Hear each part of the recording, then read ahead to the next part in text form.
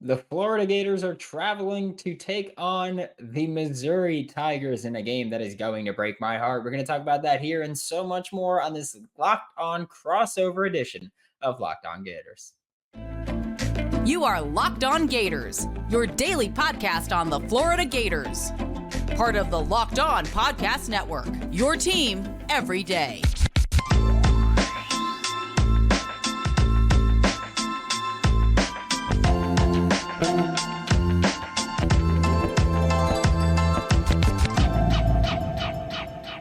Hey, all you true sons and daughters and all you Florida Gator fans as well. I'm John Miller with the Locked On Mizzou podcast. And joining me today for a crossover edition is Brandon Olsen of Locked On Gators, celebrating his alma mater's big comeback last night. Maction, baby. Toledo took it down. Yes, the Gary Pinkel connection. So there's some love here between me and Brandon. No question about that. Also one of the best sense of humors on the network, in my humble opinion. Brandon, good to see you, man. Good to see you. I gotta say, I'm very happy because I messaged you during the game. I was just like, if Connor Beslak is the reason that Toledo loses this football game, I'm taking it out on you. And then halftime 28-10, and then thankfully, trophy I-75 trophies back home in Toledo. So yeah, I'm great now. And then this weekend I'm gonna be really rough. That's gonna Well, I'm happy to be here unscathed this morning. Thank you, Connor, for not blowing it for me. But you know what? We got plenty to talk about here on the show. Of course, Missouri and Florida. I do want to remind you guys really quickly, though, that this episode is brought to you by LinkedIn Jobs. And these days, every new potential hire can feel like a high-stakes wager for your small business. That's why LinkedIn Jobs helps you find the right people for your team faster and for free. Post your job for free at linkedin.com/lockedoncollege. Terms and conditions apply. And as Brandon kind of alluded to there a little bit, obviously Missouri fans riding high right now. Big victory over Tennessee. 9th now in the college football playoff rankings. Been a little bit of an up and down season for the Gators. I would say defensively, it seems like, correct me if I'm wrong, Brandon, they have a pretty experienced front, but a young secondary. What are you worried about for this matchup going against this, what's a pretty high-powered Missouri offense? everything, literally, just everything. And we were talking about this off air, and shout out to Gator Dave for giving this stat out. But against Tennessee, Cody Schrader had 205 rushing yards. Two SEC players have passed that 205 rushing yards this year. It was Ray Davis against Florida and Jaden Daniels just last week against Florida. And I understand quarterback rushing is way different than a running back running, especially when most of the damage that the quarterback did was scrambling with Jaden Daniels, aside from that one read option. But I mean, this is just a Florida Gators team where your defensive line in recent weeks specifically has been getting pushed around, and it's not just you're playing these high caliber teams like LSU and Georgia. Arkansas's offensive line pretty much had their way with Florida too. I'm expecting Missouri's to kind of find a good bit of success there against the Gators, and linebacker plays dropped off significantly. Start of the year, they were playing solid. Now it's just fallen off a cliff. Losing Shamar James is a huge, huge disadvantage for Florida. He's out for the year. This is not going to be a fun game if you're looking for hard-nosed defense from the Florida Gators team, because Cody Schrader's been going off, and I will say this. I said this last year too. Brady Cook didn't get enough respect last year, and he's gotten way better this year. So he's someone that, yeah, I'm not looking forward to this in terms of it's going to be a fun game. Yeah. Not really. Well, that is kind of the thing, is Missouri can hit you with the traditional tailback runs. Of course, a lot of outside zone stuff, but Brady Cook can run the ball too. No doubt about that. He carved up Tennessee in some really key moments of that ball game on third downs, keeping drives alive, moving the ball, even when Missouri didn't score necessarily, just getting out of the end zone, getting it up to midfield and flipping field position. That kind of stuff. But so what do the Gators do best defensively, in your opinion? Nothing. Nothing whatsoever, huh? I mean, you look at coverage, their two starting corners have given up over 750 yards combined on just 31 completions. They just get bombed on every single. I guess that's what we could say. they're not giving up the short stuff. They're just giving up huge deep plays. If that's what you want to say, it's tough because this is a Florida Gators defense where they're very young, and you can see that when they play, and you can kind of take solace as a Florida Gators fan to go, okay, Jordan Castell in the running for freshman All American. You got quite a few guys on this defense where they're true freshmen, they're playing and they're promising there. But in terms of on the field production right now, there's just not much. Princely Uman Mielen as a pass rusher, he's the guy. There's no one behind him. You look at linebacker play, been bad. Secondary, chalk up safety play to being young, but your outside corners are a true junior and a redshirt junior, and they've been just the Achilles heel of this defense. So I truly cannot tell you what they do well. This is I said last year and the year before that were two of the worst Florida Gators defenses that I've ever seen. This year's very much in the running for the worst defense I've ever seen from Florida. It's just really surprising to me as somebody who's obviously followed college football for decades now. It's just unusual to imagine a program like Florida being unable to recruit defensive players. That just doesn't make a lot of sense to me. There's plenty of options in that area, fertile recruiting ground, to say the least. I know Dan Mullen's recruiting was not necessarily up to snuff. Are you still putting a lot of this on him, or in year two here is it kind of time, especially in the transfer portal era, is it maybe time to start putting a decent bit of it on Napier? Yeah, I think it's fair to put a decent bit of it on Napier. I mean, you look at Jalen Kimber starting outside corner. Billy Napier brought him in. He was in that transition portal class. He came in from Georgia. He's a guy there. Jason Marshall, sure, we can chalk that one up to Dan Mullen and development, and also personally, I just don't think that that he's got that work ethic to develop at the SEC level. High ranking recruit hasn't panned out with multiple defensive coordinators and corners coaches now. So I think that, yeah, it's fair to put a good bit of it on Billy Napier. You look at the interior defensive line, all Napier, whether it's portal or high school recruiting, all Napier. It's fair to put onus on Billy Napier and put blame on Billy Napier for what's happening right now. I just think it's also important to also acknowledge the cupboard was pretty barren when he came into Gainesville, and I get it, trying to piece it together. Portal approach has been poor. High school recruiting's been great, but it's the SEC. You can't really go, oh, we'll just keep recruiting high school now when everybody else can bring in these juniors. And Right. you have to adapt or you're going to die. Right now, things aren't looking great for Florida in terms of the adapt or die scenario. Yeah, I definitely think that it's fair to shrink the amount of time where it's fair to judge head coaches these days. At the same time, at least from the outside looking in, Brandon, it really seems like Napier's doing a strong job recruiting on the offensive side of the ball at the very least. And to me, we're a little over halfway, almost to the end of year two here, obviously, a couple games to go for the Gators. Just seems way too early to me for any Gators fans to be thinking about the next coach. Don't you agree with that? Yeah, I absolutely agree with that, and it also just doesn't make sense. Like we've talked about this, where I get it. You want quick change and you want quick progress, and you can see teams turn it around quickly because of the portal and everything. But like this is a situation where even if you want him fired, ain't happening, buddy. Florida's just not the kind of school that's willing to pay 37 million, whether or not they have the money. Irrelevant because they wouldn't spend it even if they did. So they're not going to do that. You got this recruiting classes that are coming in. DJ Lagway is one. I mean, you got a 5-star quarterback coming in. You can't really just go get rid of the guy that brought him in and all these weapons that we're excited for offensively.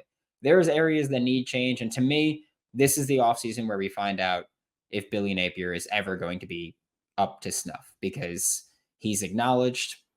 We know we're going to make some coaching staff changes after the season. We're just choosing to wait until after the season to do it. We acknowledge our transfer portal approach last year wasn't ideal. We're going to make changes to that. You say you know that you're going to make these changes. This is the time where we find out, Billy, if you make the changes, great. Maybe you got a shot. But if you stick with your little, I don't even know what to call it, approach, you ain't going to last in Gainesville. Yeah, I really think that's fair. I absolutely think that's fair. I think it's too early today, but hey, yeah, give him this offseason, give him next season.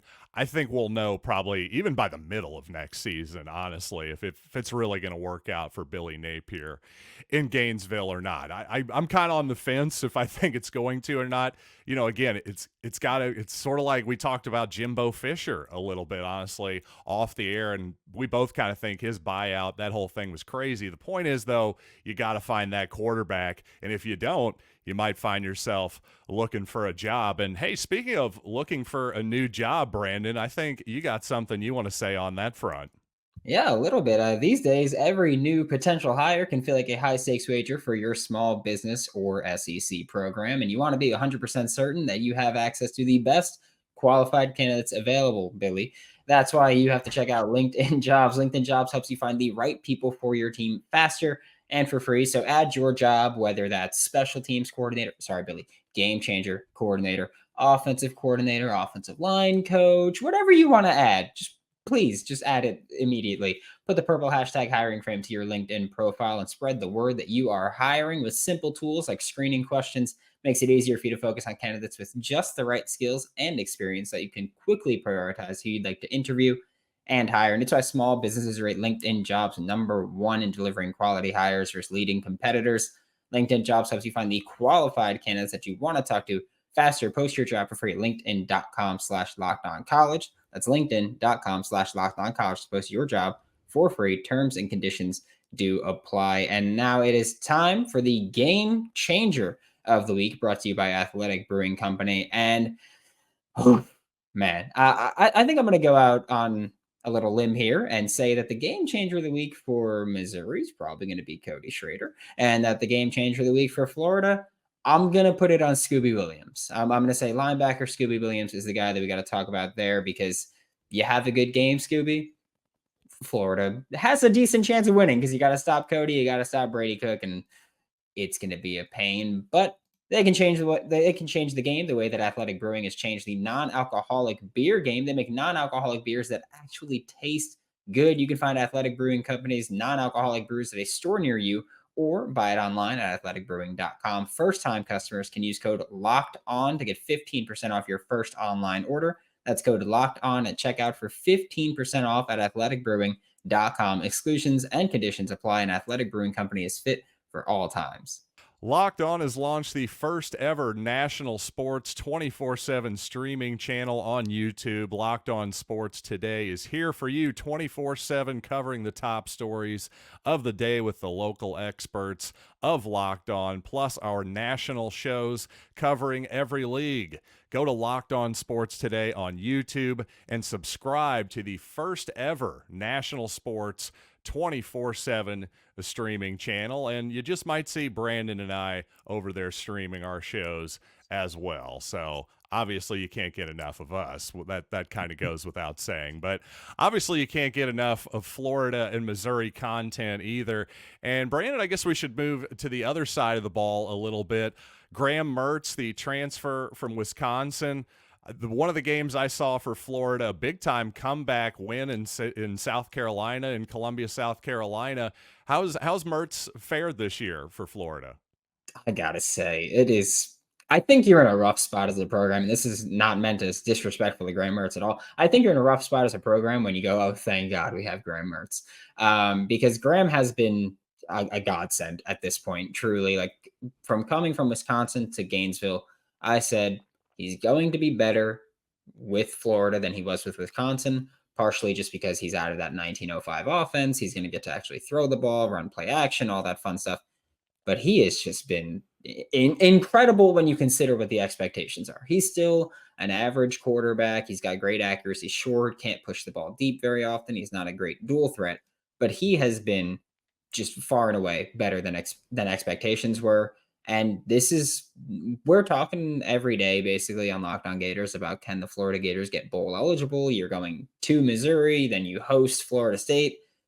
You don't even have that conversation if you have basically anybody other than Graham Mertz there, because you don't win that South Carolina game without him. Lord knows what other games you might lose. You put 22 up on Charlotte. Lord knows what other games you might lose without Graham Mertz. So he's been average to above average this season. Deathly accuracy short, but He's been the guy. I can't complain about him too much especially when I look at what the rest of this team is doing. Yeah, from the outside looking in, it seems like Mertz has been absolutely what you said, for sure. Honestly, he's been better than I expected because, like you said, he's been better for Florida than what I saw with Wisconsin. I definitely do think, yeah, like you say, the 1905 offense, that's a pretty good comparison. I might have gone 1995 and been a little bit more generous, Well, but either way, they're 30 years behind. I'm with you you. know, my point with 1905 is that No, I love the hyperbole. oh yeah, forward pass I'm wasn't being legal until serious though. Yeah. 1907. Forward pass wasn't legal till 1907. Yeah, So there you go. that's where I gotta bring it in. I really gotta hammer home that That's true. everybody, Let's be factually correct here, Brandon. Come yeah, on now. everybody on that offensive staff belongs in prison. Has always been my point. That was what they did to him was just horrible. Well, I think this season has proven your point quite well, in fact. But I'm curious. Missouri, what they do defensively is pretty predictable at this point. It's been effective, and I think the last few games when they've played their most effective defense, they've kind of gone back to the simple. Hey, let's just play man to man and bring blitzers a lot. How does the Florida offense generally do against fairly tight man coverage and pressure? I think that's the issue where we talk about that South Carolina game. South Carolina tried doing the same thing. South Carolina was cover one, cover zero, and they're gonna send the house and try to get you. And Graham, I mean, again, led them back. They had that comeback. Graham had an awesome game.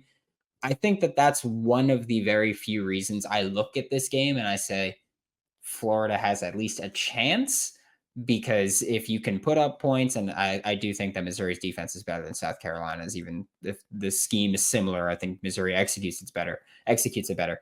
But if you look at, you put up 41 against South Carolina, Missouri's probably going to put up a good amount of points against Florida. So you have to look at, can this Florida offense keep the pace? And I think they can. It's just a matter of, can you do it consistently? We talk about the LSU game, Florida, end of the first half. I have no problem with just running the ball, getting into halftime there when LSU had no timeouts. They couldn't stop the clock. They were scoring at will.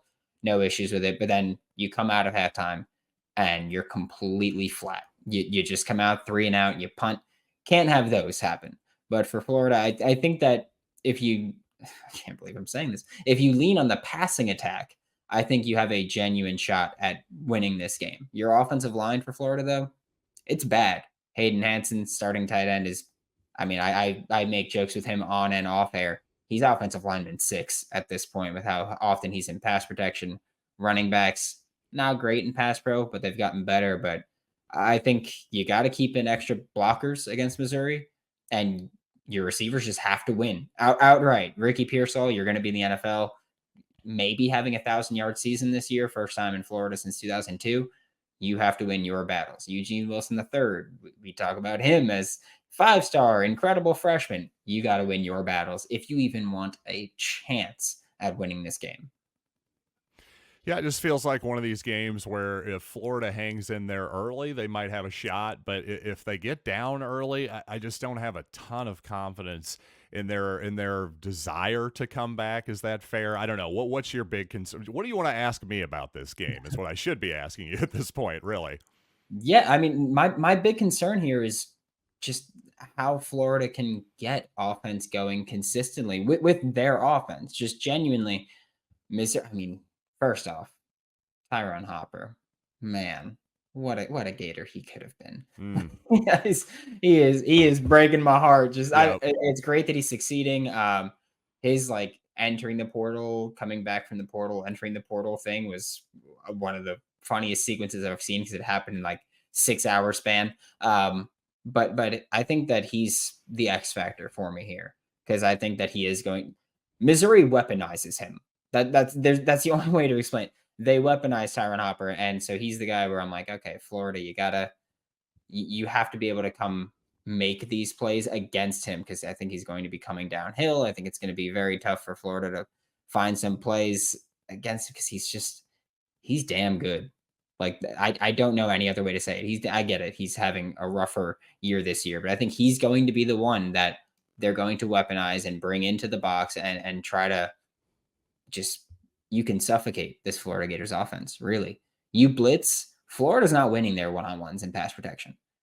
guess what? They're also not winning their one-on-ones and run blocking. So I think that for me, it's just, do we see Missouri be uber aggressive at this point and just say, okay, yes, we might lose on the outside, we might lose in coverage, but you got to have time to get the ball off, Right. and that's what terrifies the crap out of me is that I think Missouri can Well, just completely yeah. dominate there. Missouri's corners have been really good this year too, so that's the other thing is winning those matchups on the outside might not be so easy. So I think Missouri is going to be aggressive defensively once again for sure. And you know what? Let's make some aggressive predictions here coming up. Well, maybe not aggressive, but it fit my theme that I was going with. So let's just pretend that that was a good segue here. But you know what? Let's segue into something else here before Brandon and I make our official picks for the ball game. I want to tell you about Prize Picks, which is the largest and easiest daily fantasy sports platform in North America. And here's why it's the easiest, in my humble opinion. Instead of having to go through a bajillion different combinations of contests, you simply pick more or less with 2 to 6 combinations of players. And by the way, this can go across sports as well. You can do college football, one, NBA, the other. For instance, if you want to take Steph Curry to score more than 29 points, and take, say, Brady Cook to throw for more than 250 rushing yards, hey, they got you covered at Prize Picks. Though, frankly, lean toward the less. There's my hot tip for you. Everybody wants to go more. You should look for things that you like that are less. So here's what you need to do. Go to prizepicks.com/LockedOnCollege. Use code LockedOnCollege for a first deposit match up to $100. Again, prizepicks.com/LockedOnCollege and use code LockedOnCollege for a first deposit match up to $100. That's Prize Picks, daily fantasy sports made easy. All right, Brandon, I think it's time for us to make our final predictions here, and I'm going to let you lead off. What are you thinking? How do you think this game's going to play out? I am going to go with, Missouri's winning. I think that we can both agree on that. And I think 80% of the listeners can agree with that. And that's being very modest, that it's just 80%. But I'm going to give Missouri a win that's 45 to, or 42, we'll say, to 34. That's what I'm going to say. I'm going to say a lot of points scored. Florida, I think you cover the spread because, again, I think that they recognize how damn important this game is for them right now. And so I'm going to say, we'll say 42-34 here. Missouri or Florida covers, but that over gets absolutely demolished. Just every Florida game. I know you like taking the under. Every Florida game, just take the over because it's smashing. Yeah, I don't disagree with you there. In fact, I have the game going over as well. It's, by the way, the line's 11.5 over at FanDuel Sportsbook. The total 58.5. I have it going slightly over as well, though I think Missouri's going to win a little bit more comfortably. I've got it 41-21. I just have the Gators scoring a little bit less than Brandon. That's our difference here. I just think, honestly, a lot of it is based on what you said, Brandon. Just that if the Tigers are going to bring pressure, you think the Gators maybe aren't quite up to the task here. So that just tends to make me think the Tigers might win comfortably, and simply because, well, the Tigers just seem to be getting better here. Like this month of November here, the last 3-4 weeks, you got one loss to Georgia and a pretty close one too, a competitive one down in Athens. Just beat the doors off of Tennessee last week. My only real fear for this game, I shouldn't say my only fear, but my biggest fear of this game is that everybody is patting Missouri on the back now and assuming that they're just going to win these last 2 ball games. Like you said, Brandon, if the Gators are going to be bowl eligible, they need to win one of these last 2 games. Well, guess what? They got Florida State the last week. They're undefeated. So maybe this is actually their best shot, even though it's in Columbia. What do you think, Brandon? Do you think the Gators are going to be extra motivated here? Yeah, I think they have to be extra motivated, especially because when you look at what Florida State's doing this week, they're playing North Alabama. I promise you, they're spending a lot more time preparing for Florida right now than they are for North Alabama. So Right. I think you look at Florida State essentially having not a bye week, of course, but 2 weeks to really game plan and Sure. prepare for Florida. and try to pick apart that. Not that they necessarily need it. I'm terrified of what Keon Coleman is going to do to this Florida Gators defense, but I think this is your best shot at bowl eligibility if you're Florida. And I said this once they lost to the Arkansas game, or once they lost to Arkansas at home. I said this Missouri game is your best shot at bowl eligibility, and it's still not a good shot in any way, shape, or form. Like it's the best shot, but it's still like if you play this game 10 times, I think Florida wins two. It's that bad right now. So I think it's your best shot. I don't think it happens. I don't know if Florida gets bowl eligible. I don't think you get bowl eligible, but I think with Missouri, they've just got too much going on. You can't key in on one specific part of their team because they could just bully you up front if you're Florida. And I think that a lot of it is going to come down to, can you force Missouri to make a mistake? I mean, you've in recent weeks, Florida's gotten better at forcing takeaways and still not giving the ball away. But even then, I mean, this is a damn good Missouri team. And I don't know. I feel like with Cody Schrader, Larry Roundtree, every Missouri running back, they just look good in that black and yellow, and it just makes me be like, oh, like they're gonna kick the crap out of us. Like I just think that's what it is, really. I think it's just that beautiful color scheme. I think it's mostly that. But no, those are some really good running backs, too. And yeah, Cody Schrader, just an incredible story coming from Division II Truman State in Kirksville, Missouri. For you Florida Gator fans out there, I know Missouri fans are very very aware of that story. But yeah, he's just an easy kid to root for, no doubt about that. Yeah, he was a walk-on, absolutely, and he's become possibly the first team all SEC rusher here. We'll see what happens at the end of the season, but we'll also see what happens on Saturday. Brandon, thanks for joining me on this crossover edition of Locked On Mizzou and Locked On Gators. Yeah, I am. I'm addicted to pain. That's all I got for you. I am addicted to pain. Well, I can't think of any better way to go out than that, and I hope to be addicted to more of your pain come Saturday night. Thanks again, Brandon Olsen. Find him on X at WNS_Brandon, and of course, you can follow Locked On Gators on YouTube, Spotify, wherever you get podcasts. Thanks a lot, Brandon.